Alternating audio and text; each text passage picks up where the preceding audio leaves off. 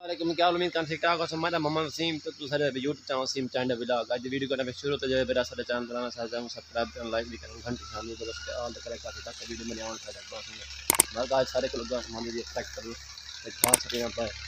video थोड़ा पीछे सामने देखो घास यहां पर ट्रैक दिखाना पे इंशाल्लाह वाले पे दुकान जो तैयारी शायद करके गर्मी फुल का बता बनी पड़ी है कुछ मैंने बोया तो आम मिल जाता माशाल्लाह देखो हम शाम खाना खाने में हम खाना खाना रास्ता मारन मेंटेन मारन लगे इंशाल्लाह हम का बेस वक्त सारी संगत ते हुन मैंने पे दुकान दे तो लिखा ना ट्रैक्टर क्या करा दे कज़न दी हाल तक मेरे कॉल नहीं आई ते आज मेरा अपना कॉल पैकेज क्या है इंशाल्लाह बस कॉल पैकेज बस कॉल करे सो मजदूर के इंशाल्लाह ये ट्रैक्टर सामने माना ट्रैक्टर मार का ट्रैक्टर सामने हाल मार के निकता मैंने ते इधर थोड़ी झा रखी उसे घा पे पर घा नमा छड़ने पे ते इधर तिल्ली माशाल्लाह फुल्ली छोड़ी झली पई है फाले झले नहीं पई है ते इसू असें तकरीबन एडी तिल्ली से खड़ना एक दो दफा सिर्फ पानी लगा खड़े